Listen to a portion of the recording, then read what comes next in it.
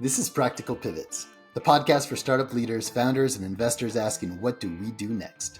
Join me for sharp conversations with an eclectic ensemble of experts to guide companies to disrupt the undisruptible, turn setbacks into scale-ups, and transform plateaus into pivots. Today's conversation is with someone I've been going to for inspiration for well over a decade. Niel Robertson is a founder, investor, CTO, and CEO, and as you'll hear, a walking masterclass in what happens when startups get complicated. Niel's been behind companies like Trada, VigLink, and Influence.co, and now the HR AI platform, Winslow. He's helped companies soar, stall, pivot, exit, die, and everything in between, and he doesn't sugarcoat any of it. He's irreverent, insightful, deeply original, and it takes a lot to keep up with him. If you're trying to scale something real and maybe feeling a little stuck, stretched, or just in need of more honest lens, Niel's perspective is a good one to borrow. Hold on for a fun ride. Niel Robertson, welcome to Practical Pivots. Nice to be here. Thank you. Good to have you back. What is your favorite word? What is my favorite word? Wow, good question. Quincunx. It's a great word. It's four things surrounding one other thing. It's like, I think it's from like an old like military strategy positioning thing, but it's just a good word. What's the most unexpectedly awesome thing about Australia? Oh, that's a great question. The food. People don't really realize that Australia is actually at like a nexus of a whole bunch of kind of like different Asian cuisines. And there's such a huge Asian population there that they've merged them all together and formed their own like Australian Asian flavor. And the food scene in Australia is incredible. It's also all just like organic and from their own supply chain. So it's like 10 times healthier than here. If you're going to get the rare chance to sit down with Bob Iger and ask him one question, what would it be? It's interesting. If I was going to just like be out for my own self, right? I would just say like, you've come this far, like, what's the point? Would you have tried this hard and worked this hard in retrospect, or, have you sort of figured out the kind of like the reason here? If I was going to ask personally, it would be, it's actually a company that's in huge flux right now. HR and HR technology is at the core of the 200,000 employees that they have and everything they're doing. And just look like they're pretty progressive about their thoughts on integrating AI and HR. I'd ask him a lot about that because I think he's an operator that understands a lot of what's going on in the business. So self-serving, right? At least, yeah. A long time ago, you once told me that a good way to keep your mind fresh is to go to 3 random conferences every year and to absorb their subculture and their language and way of thinking. What's the most interesting conference you've been to lately? Gosh, that is a really funny thing. I say some good ones. Well, just because I entered a new industry that I frankly have not been that familiar with, which is the HR technology and human resources industry, I've gone to a couple HR tech conferences. And so I've just learned like a lot more about the world of managing people and people operations and things like that. And what's awesome about those conferences is like most people that are in HR are actually really like nice people, like they're very like personable. And so it's like a lovely place to just go and like chat to the person next to you, just because like they're just kind of like cut from a certain cloth. That's been really, really good. I wish I had something random, like saying I went to like a lockpicking conference or something like that, which I know does exist, but a little limited with a couple of kids. You'll be back on soon. We'll make sure that there's something more interesting next time. Cool. Thank you for all of those. We're going to jump into some basic business background of how you got to this point in life, and then we'll jump into what you're doing now and your views on transforming leadership and startups in the age of AI. Cool. The question I ask everyone, which is way too open-ended, but is how do you describe what you do to mere mortals? If I meet someone like in my neighborhood, I live in Los Angeles, and where tech is not the default job everybody assumes you have, I just tell them that I build software companies. They usually ask me to clarify because they think I say I build software, but then I say the company thing, and that I think broadens their view of what it is. And that tends to work. Tends to like keep my mother fairly apprised of what it is that I'm doing. But I think it also just encapsulates the journey, right?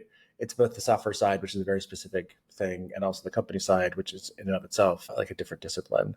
And it's the fusion of those two things where I've spent my whole career just trying to hone my skills.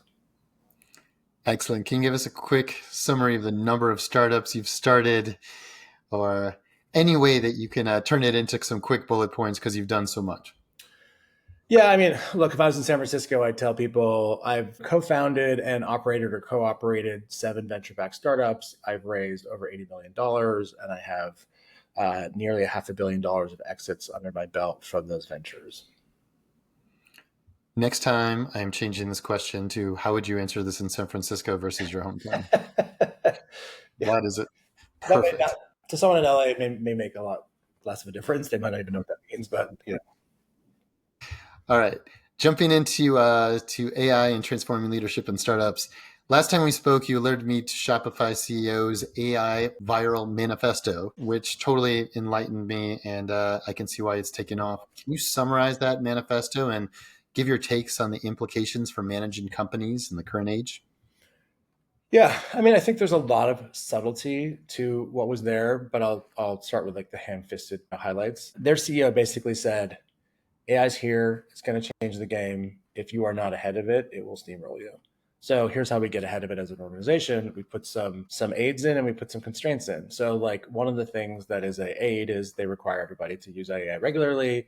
They require everybody to share what they're learning about using AI inside of like their own Slack channels or whatever system they have for doing that. But on the constraint side, they basically said if you are asking for a new job position, you have to justify why AI can't do it.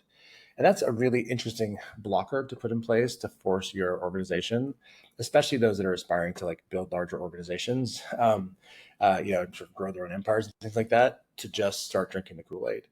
I think if nothing else, it was really just the opening salvo and a whole bunch of different like visible CEOs saying it's happening. We're not going the other direction. It's going to be game changing. It will steamroll you if you don't get ahead of it. And you've seen this from a few other people. The CEO of Fiverr put something out sort of similarly. And it's amazing. It's amazing the incredible trickle down effect of that across the United States workforce. The number of people that have showed up on my doorstep, and I'll talk about what I do in a little bit, I guess, that have basically showed up because their CEO, he or she saw this, read a LinkedIn post, whatever, and just sort of like forwarded it or sent out a note to staff or a memo that said, "We need to get on this train. Go be a bird dog and go find me something that looks like an AI project." It's like the last 3 months have just been an inversion of the speed and interest from like everything from like car dealerships to technology companies, right? Like everything under the sun. Um, those emails from Toby at Shopify and CEO Fiverr were way more broadly impactful than I expected them to be. So one of the things you brought forward in that manifesto was that anytime you make a new job rec or have a request for new resources, you have to justify why AI couldn't do this first. Mm-hmm. What do you think? Give us your thoughts on the implications of that demand to tech companies and how that's going to play out. Yeah, I mean, I'll like cross product it with the question that lurks behind that, which is, am I a believer that the workforce shrinks or stays neutral or grows in size and over like the long haul, call it like 5 to 10 years? So we've talked to a number of different organizations, large organizations that have put AI solutions in place. And what they're seeing or what they're doing right now is basically workforce shrinkage through attrition. So they don't like riff half their staff. They just wait for the staff to attrit as they normally would, and they just don't hire people back. So I was doing some calculations on like what the sort of like the attrition rate is in the US versus whatever. It's actually fairly high. It's like 9 or 10% of the workforce attrits naturally for lots of reasons, right? Like you move, you don't like your job, you get a better offer.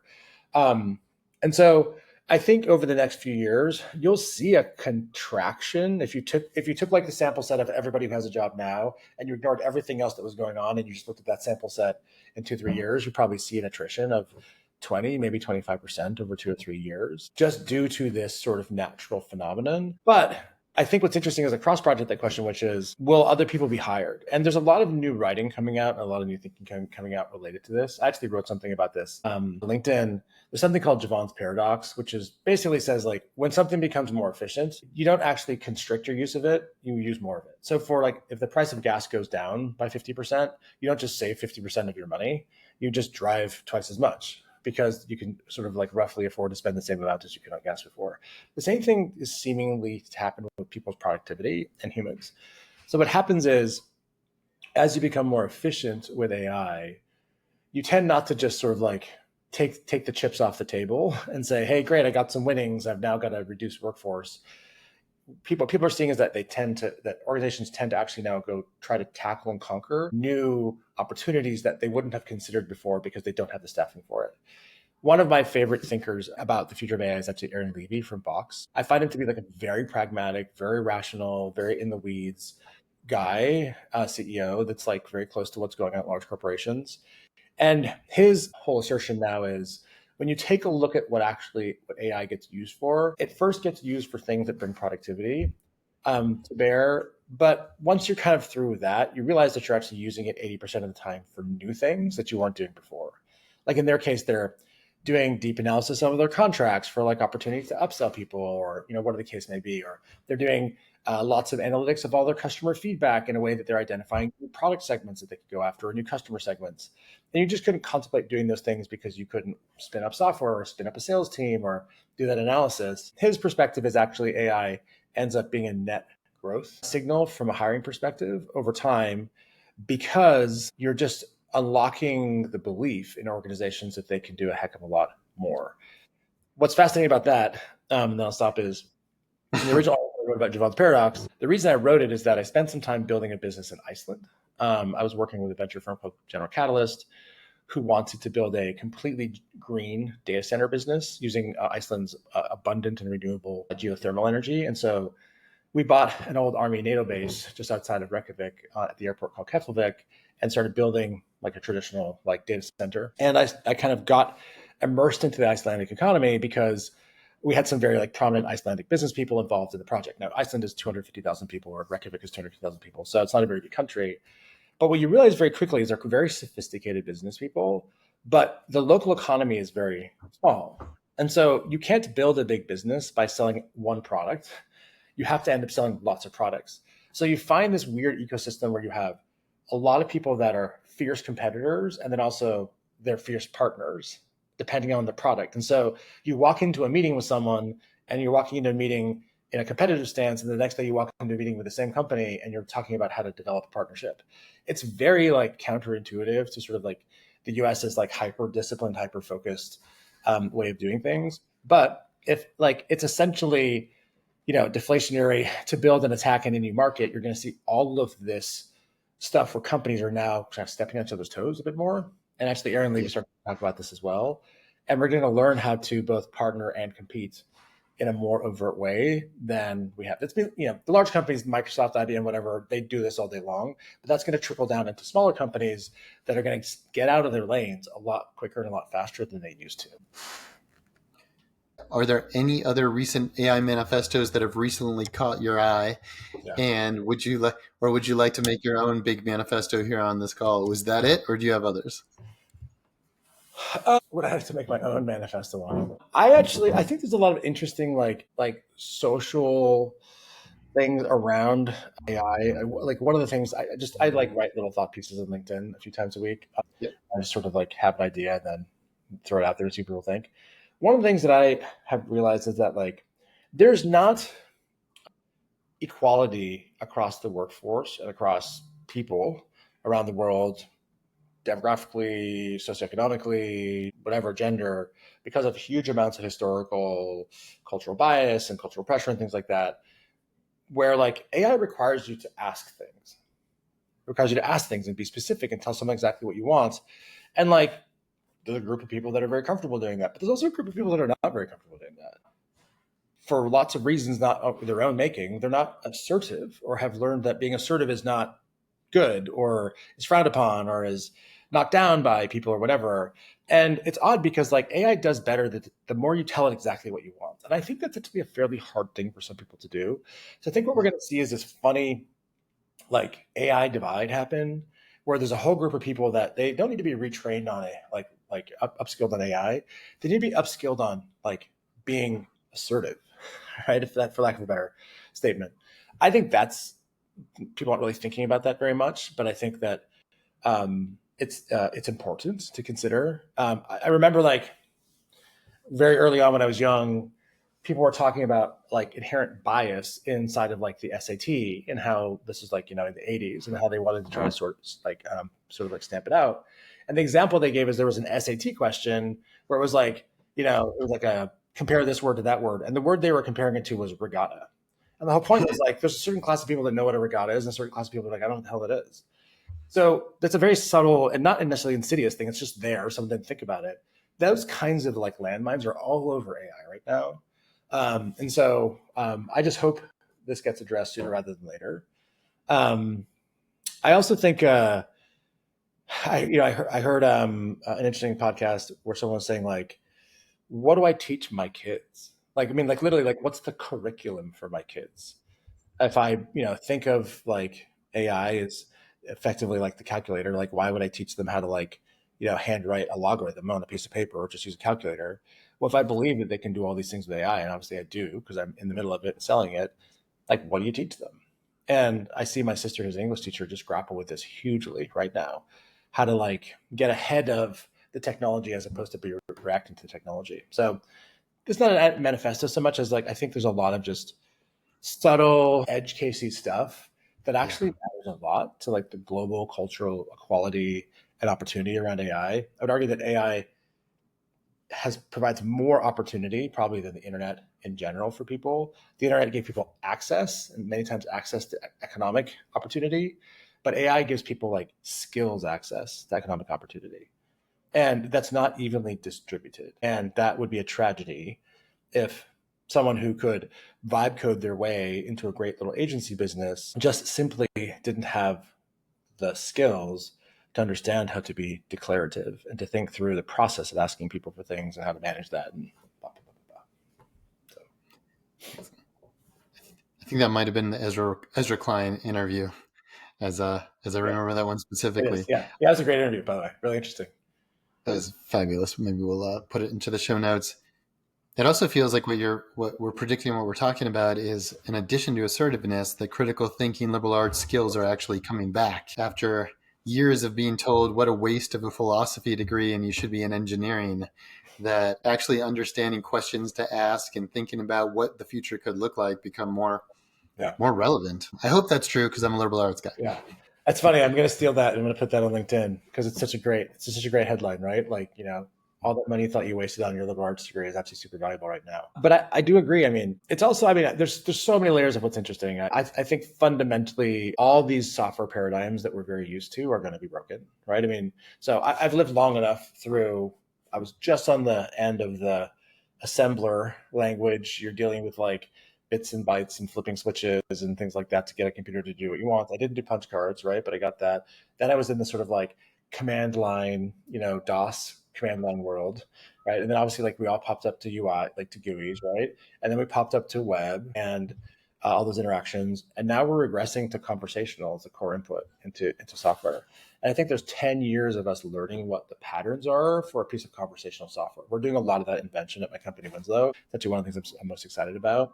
But there's going to be a heck of a lot of experiments. I mean, even something like if you take a look at modern web design, we all learned collectively online how to do good web design.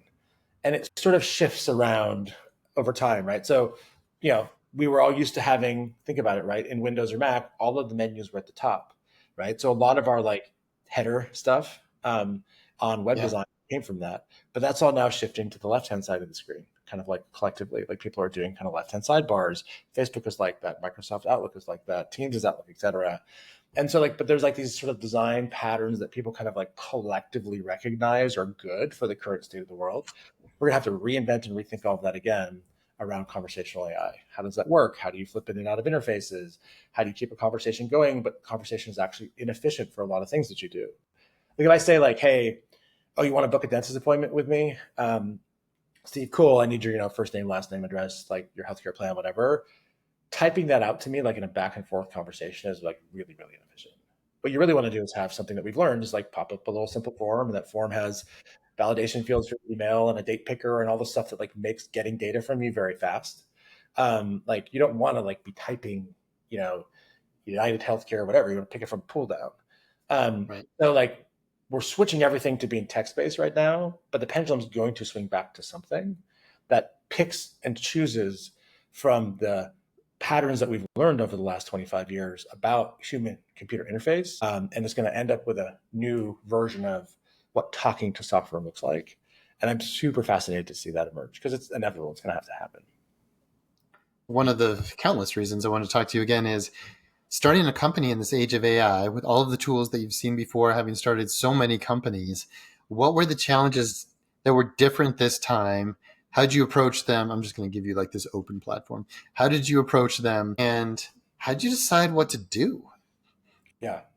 Well, I mean, let me work backwards on that one. Um, so my company actually had a precursor. We were sort of dabbling with something in the Web3 space. And we just decided that that was going to be like a wall that we are going to smash into. And so we decided to pull the ripcord and look for something else to do. We had really awesome investors that allowed us to sort of take a random walk and just trusted us that we would find something, which is not always the case. Some investors, fairly enough, like asked for their money back if the original idea was the one that they were investing, but our investors were like, go for it. And so we spent a lot of time trying to really find a problem that we wanted to sink our teeth into. And we explored a lot of stuff over quite a long period of time. Like it frankly took longer than I thought it would and wanted to. But the epiphany that we had was, a year and a half ago, most people's experience with generative AI is through ChatGPT. It's like asking it to do stuff in its corpus of knowledge is the internet, right? Publicly available internet. But having just built, SaaS companies, B2B companies my whole life, it was very clear to me that a lot of like the wealth creation was going to happen when people started using AI in terms of their own corporate data and infrastructure, and like putting AI into their own workflows. And so we knew that it was like fairly hard to get data into AIs, which is still the case. Like it's not that easy to take a whole bunch of corporate data that you have lying around in any department and like get it effectively into an AI and use it. Well, we can come back to this, but like I think like knowledge bases are going to become critical to AI products going forward and like much more critical to how people think about organizing data in the future than they are right now. Like right now, we just dump everything on a SharePoint or OneDrive and just like let the humans go find it. It doesn't like really work that way. AI is not perfect at figuring out a lot of the idiosyncrasies that humans understand. But we kind of had this premise of like, cool, if you could activate your corporate data, what problems could you solve? So we started talking to different parts of companies and saying, let's talk about this data set or that data set. And once we started talking to HR people, it became like really clear that the HR documents like describe something really valuable, how the company runs, how employees should be treated, how you get things done, and that the technology to extract information from those documents was 20 years out of date. I mean, the most sophisticated technology that people use these days is building a SharePoint site with lots of pages that nobody reads. So we were like, oh my gosh, this just seems like such an obvious place to build an AI product. So we did. We built a product that lets HR teams solve a single problem, which is they spend up to half of their time just answering repetitive employee questions about policies and procedures and benefits questions, most of which are all sitting in a document somewhere, but the employee either doesn't have access to or is overwhelmed or intimidated by trying to read through like a plan document from Aetna, or just like can't dig around on the SharePoint side and find what they're looking for. So they just get frustrated and like send an email to HR. And like this is like a death of a thousand cuts problem. So like all day long, they just get like little emails and little DMs saying, what about this? What about this? What about that? And I think we interviewed 124 different companies. 123 of them said like, this is a big problem for us. Only one was like, we don't deal with this. Like, I don't know why, but like, and I was actually glad that I found one person that told me no, because I would have thought everybody else was lying to me if they all said yes. Yeah. And so we just said, let's go solve that problem with AI. So that the core product that we have now is a product designed for HR teams, generally speaking, 3 or 4 HR people up to 20. So it's probably 300 up to 5,000 employees kind of thing. We basically ingest all their policies, procedures, and benefits documents, and we give the HR team the ability to instantly get answers to questions wherever they get them. So inside of Gmail, Outlook, Slack, Teams, Front, etc. And we just do a lot of the hard work that it takes to do that well. It's one thing to sort of throw some PDFs into like a custom GPT in Chat GPT, but that's not really the level of sophistication that you need to do HR's job. HR has documents in lots of different places. They need to know a lot about the employee to get the answer correct. So if you're like, very simple example, if you're like, how do I get my paycheck on my last day of work? I just resigned.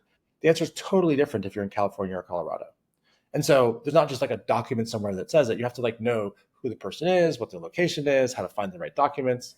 So we just do a lot of this connective tissue between the HRIS system where all the employee data is, all their documents in different places, and sort of tuning and doing all this work with AI technology to just get it to give the right answer. And then providing it in the places that make HR's life easier. A lot of what HR does is they sit there and they get an email, they go over to Workday, open it up, find Steve's information, look it up, go over to the SharePoint site, try to find the part of the SharePoint site that applies to Steve, take all that stuff, go back to their email, craft it all together. It just is like a death of a thousand cuts. That takes 20 minutes to do that. You're doing it 10 times a day.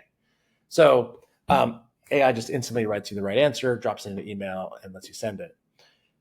We also let people expose that technology directly to their employees if they want. And HR teams have different attitudes about that.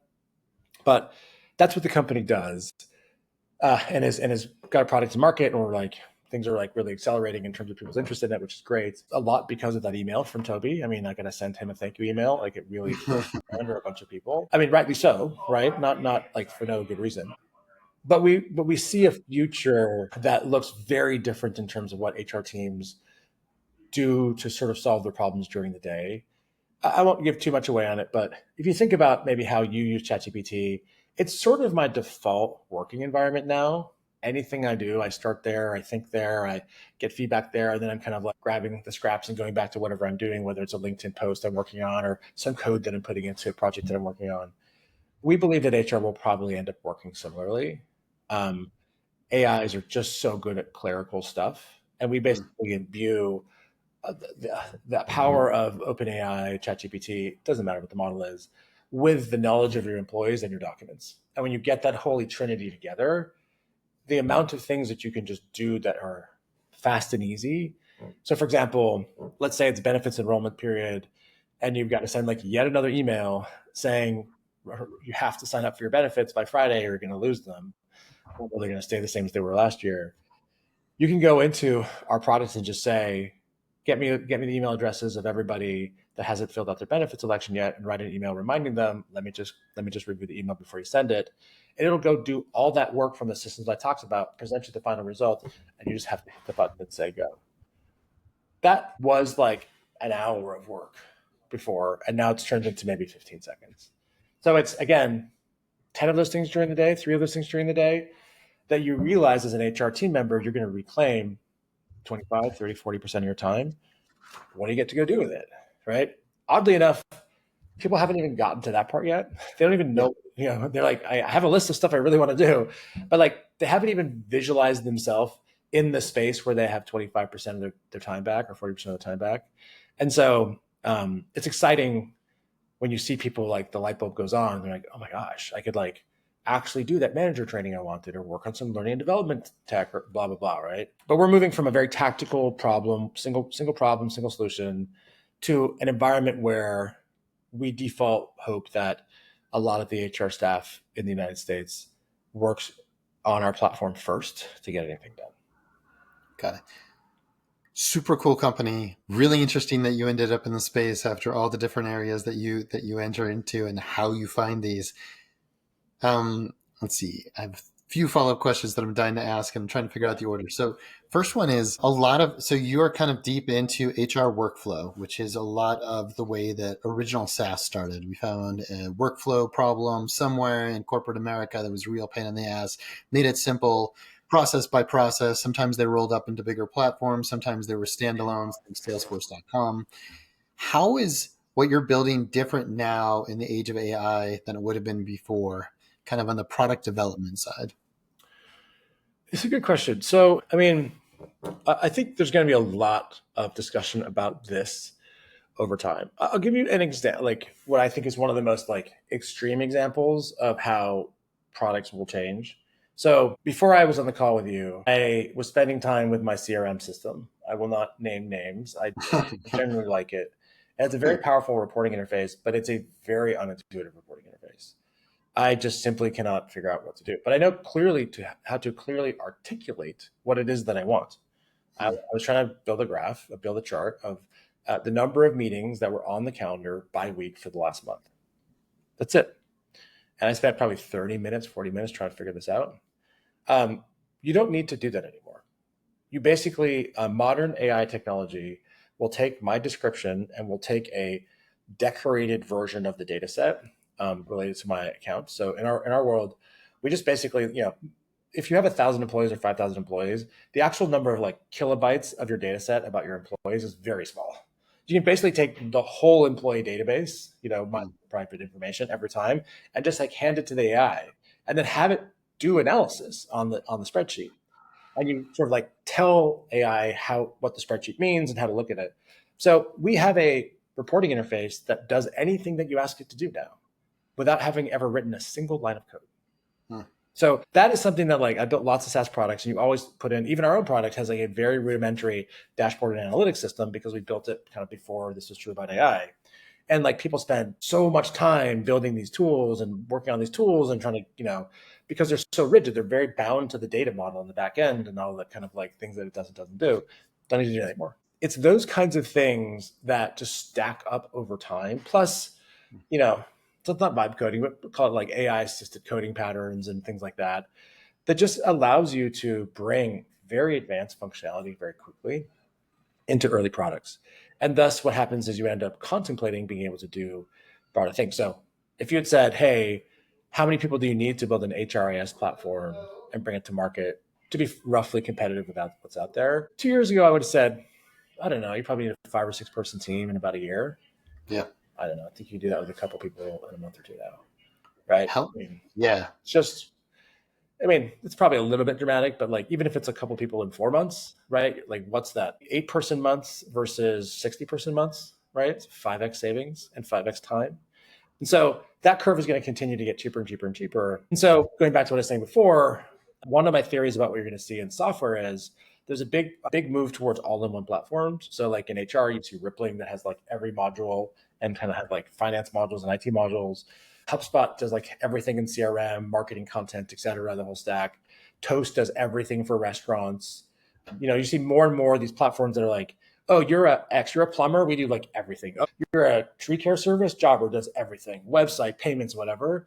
Partially just because the technology is like cheap and easy to build. So in the old days, you would pick a wedge product, kind of like what we've done at Winslow, and you would drive on that for a few years, basically build enough of a customer base that you can then distribute another part of the platform into it. Now you just build the suite out of the gates, which is interesting. It's just different. It's going to change the way the SaaS companies are built and how they go to market and how people adopt them. I'm sure it's not all going to work that way, but like the potential for it to work that way throws a lot of interesting curveballs into the industry. Completely. So that's the pros and how you get innovation and starting a new product and a platform that you've never had before. Yeah. How do you protect it and create your barriers to entry so that the next person, it only takes 3 days to create it and 0.2 people can create the exact same thing you created? So what I will say is if you, just for philosophical case, just say that the cost of software goes to zero, which isn't true. And I don't believe that that's true. You still have to know what you're doing, systemically, architecturally, DevOps wise, et cetera. But it's effectively goes to zero. Like what's the barrier? My view is distribution becomes the most important thing in the world. It is, good distribution, good marketing, good word of mouth. And it's interesting building kind of like an AI native company using a lot of these tools and techniques, but we're selling into HR tech, which is a very old school market, right? There's no PLG in this market. There's no viral products. There really isn't any of that. And so we're actually doing the hard work of the third person in my company was someone who does outbound dials. Think about that, right? That's pretty crazy. So my CTO, myself, who does kind of he does tech, I do a little bit of tech and sort of everything else. And then I wanted someone to do outbound dials. Absolutely transformational for the business because the buyer is a very old school buyer. They pick up the phone, they want to jump on demos, they look at webinars. And so, there's no AI tricks to building a GTM strategy yet. I mean, maybe in X number of years, I could see a really kind of an AI guided system that does all this stuff, but we're working really, really hard to figure out what the formula is. And that formula is actually a bit of a barrier to entry because once you figure it out, you can apply more scale to it, either with AI technology and amplification or just by hiring more humans, whatever the case may be. And there was some quote from Parker Conrad, the CEO of Rippling, I'm going to paraphrase it, where someone was saying, hey, aren't all these kids going to go build all this software, right? Yeah. And he was like, yeah, wait till they try to sell it. And I was like, yep, I agree. And they have, to their credit, built an insane go-to-market machine. That is what they are regarded for kind of in the insider circles, other than a fairly good product. They get regarded really well as just having an insane GTM outbound machine. And that's just what a skill set is. That is their moat. And there's some other companies in the space that have done that really well too.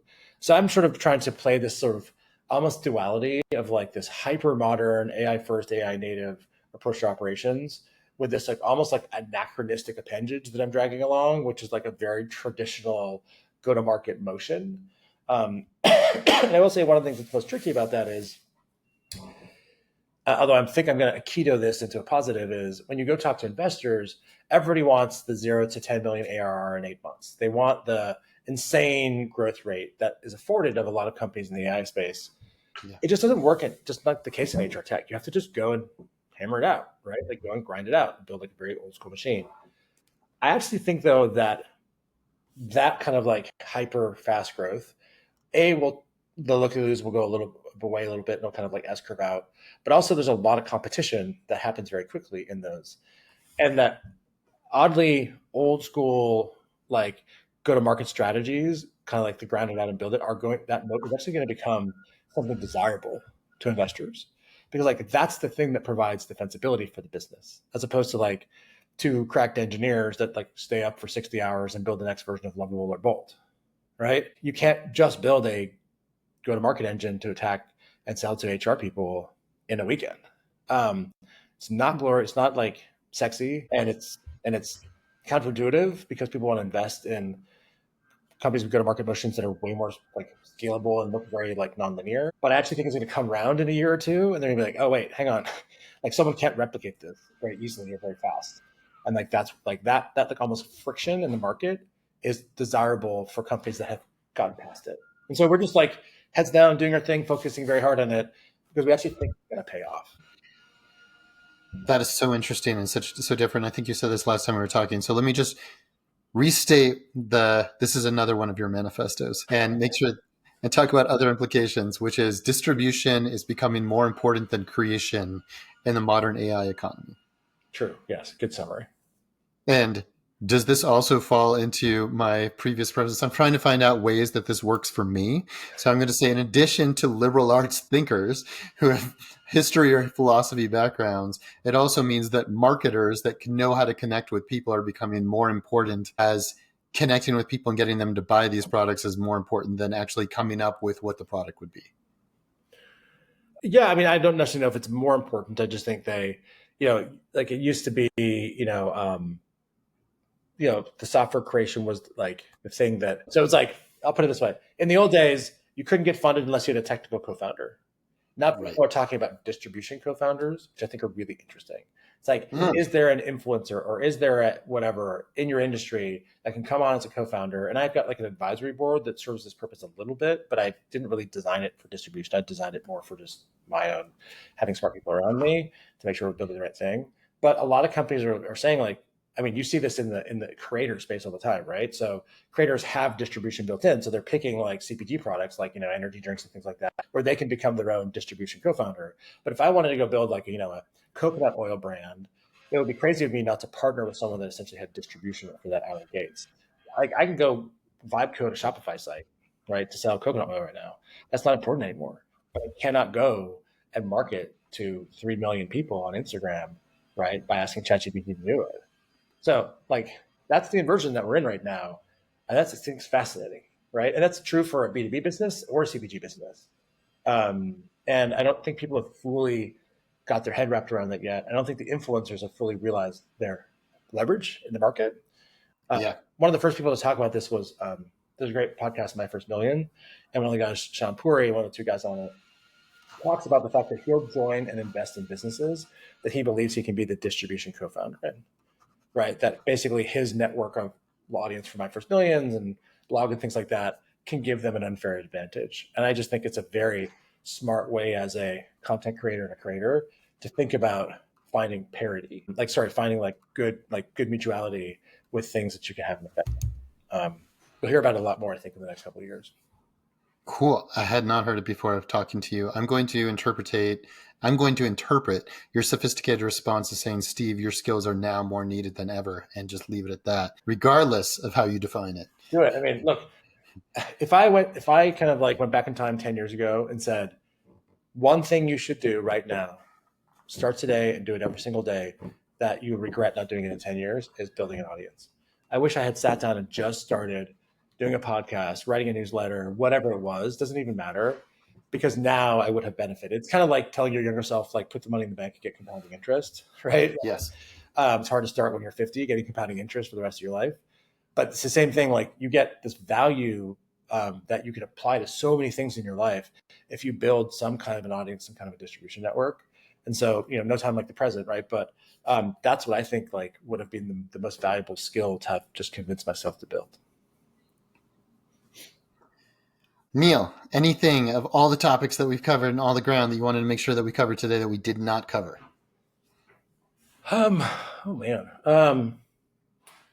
Yeah, I mean, I think like one of the things that I see from so many organizations is it's total paralysis in terms of what they do at this moment in time.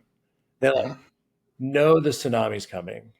It's registering in all the tsunami warnings. They see other people further out in the ocean that didn't move getting rolled by it, right? They see people that are like higher, have been planning for this higher up on ground, being thankful that they did it, and they just don't know where to start.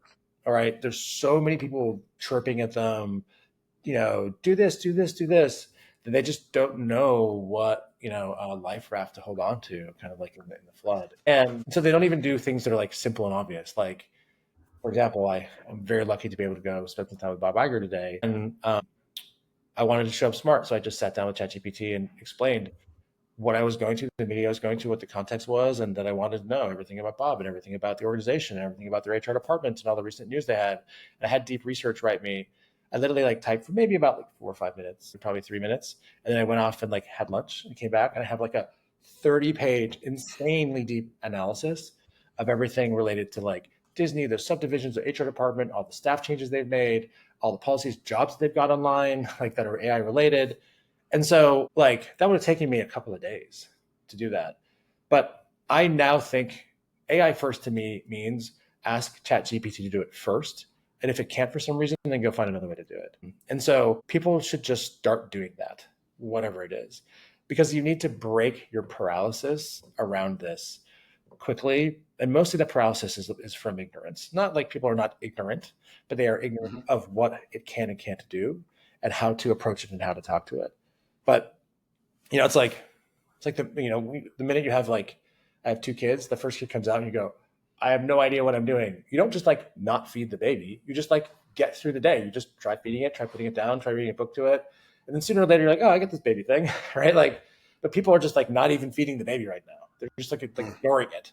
It's like, just stop and just start doing some stuff every single day. And, little reps, build big muscles, right? So. Excellent. Niel, how can people find you in Winslow after this conversation? Yeah, so the company is usewinslow.com, Winslow. And I'm on LinkedIn, Niel, it's Niel.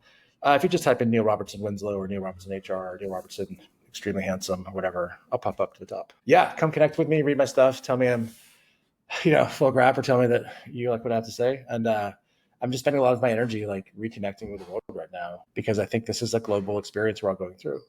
I'm selling HR tools, but we're really all on this journey together right now. So it's fun to talk to people. Niel Robertson, thank you so much for being on Practical Pivots. I appreciate it. My pleasure as always, man. Cheers. Practical Pivots podcast is brought to you by Practical Pivots, the go-to source for investors and founders asking the question, what do we do next? If you're feeling the squeeze between your ambitious growth targets and your less ambitious resources, Practical Pivots is here to augment your team with experts who have been there before. Helping companies survive, reboot, and succeed with go-to-market revamps, rebrands, AI-infused products and processes, restructurings, and all critical inflection points along the startup journey. If your company is surfing to its next wave of growth, reach out at practicalpivots.co.